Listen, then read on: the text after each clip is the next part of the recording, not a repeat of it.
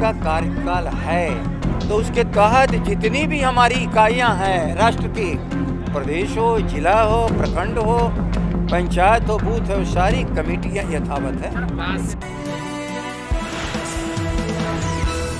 और साथी इसी पर बोलेंगे, पूछ लेते हैं तो बता नहीं देंगे सबको। भाई हमें बताओ, एक ही चीज़ को लगातार 6 घंटा रिपीट किया जाए।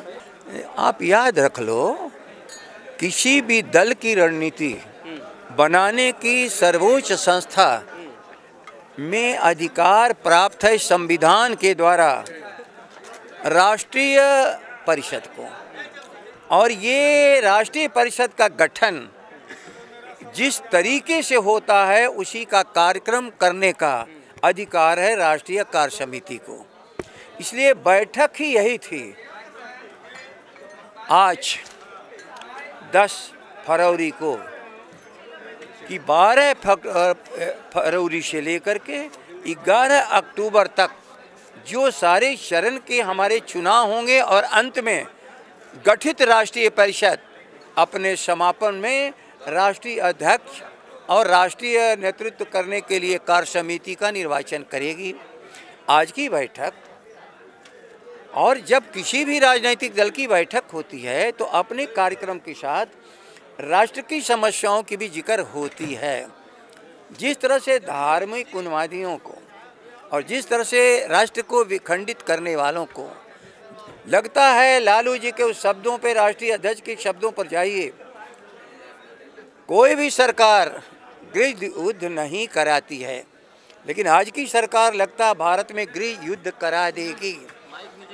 याद रख लीजिए, इन सारी परिस्थितियों में जो राजनीतिक स्थिति है उस पृष्ठभूमि में हम लोगों ने जिक्र किया, और जिक्र करके वो जो प्रस्ताव राजनीतिक, सामाजिक, आर्थिक रूप से इस देश के सामने समस्या खड़ी है, सभी का जिक्र करते हुए हम लोगों ने माना इन सारी समस्याओं की जड़ में ये दंगाई उन्मादी लोग हैं। इनको जब तक दिल्ली से नहीं हटाया जाए और जब तक इनके सहयोगी जो विभिन्न राज्यों में हैं नहीं हटाया जाएगा, तब तक ये राष्ट्र नहीं बच पाएगा। जगता बाबू, एक सवाल है 20 फरवरी को आपका कार्यकाल पूरा हो रहा है, क्या कुछ कहेंगे? किसका कार्यकाल? आपका कार्यकाल जो है वो पूरा हो रहा है, क्या कुछ कहेंगे?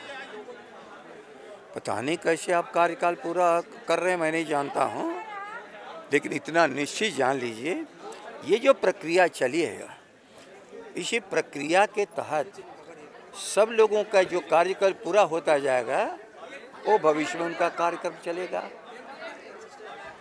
यदि राष्ट्रीय अध्यक्ष जी का कार्यकाल है तो उसके तहत जितनी भी हमारी इकाइयां हैं राष्ट्र की, प्रदेश हो, जिला हो, प्रखंड हो, पंचायत हो, बूथ हो, सारी कमेटियां यथावत है। अब भी आगामी चुनाव तक हमारे राष्ट्रीय अध्यक्ष, सम्मानित राष्ट्रीय अध्यक्ष लालू प्रसाद जी हैं। इसके बाद जब परिषद बैठेगी तो आगे का विचार होगा।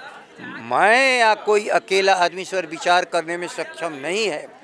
अपनी भावना में जो भी हमें पसंद हो, आप लोग जितने हैं ये सभी हमारे पसंद के हैं, लेकिन हम अकेले तो किसी का नाम नहीं ले सकते। पार्टी को आपने सींचा है, पार्टी को आपने खून पसीने से सींचा है, आपको क्या लगता है किनके नेतृत्व में जो है वो भविष्य जो है वो राजद का जो है और उज्जवल होने वाला है? किनके नेतृत्व में? मैं एक ही चीज बात कर रहा हूँ, नेतृत्व जनता की इच्छा पर ही तो पैदा होता है, और जनता की इच्छा जानने के लिए ही राष्ट्रीय परिषद होता है, और राष्ट्रीय परिषद स्वयं निर्वाचित होता है।